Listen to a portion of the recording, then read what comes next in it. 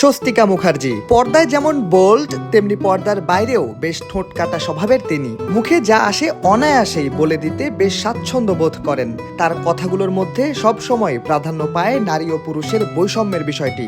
পাশাপাশি মাঝে মাঝে এমন কথাও বলেন যা শুধু নারী কেন্দ্রিক। তার এমন স্পষ্টবাদিতাই তাকে অন্যের চেয়ে আলাদা করেছে। সম্প্রতি ভারতীয় সংবাদ মাধ্যম হিন্দুস্তান টাইমসের কাছে একটি সাক্ষাৎকার দিয়েছেন স্বস্তিকা, যেখানে বেরিয়ে এসেছে অজানা অনেক কথা। প্রেমের ক্ষেত্রে নারী ও পুরুষরা সমাজে কেমন সমস্যায় পড়েন, কাদের ভোগান্তি বেশি ইত্যাদি আরো আলোচনার পাশাপাশি জানা গেছে এই নায়িকা নিজে জীবনে কতটি প্রেম করেছেন।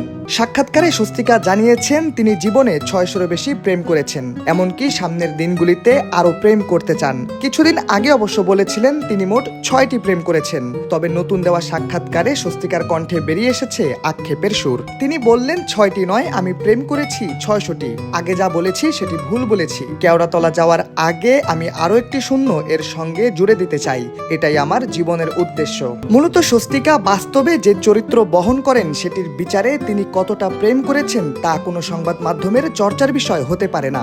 এ কারণে হয়তো তিনি জেদ ধরে কথাটি বলেছেন, কারণ হিসেব রেখে জীবনে কেউ 600টি প্রেম করার কথা ভাবতেই পারে না।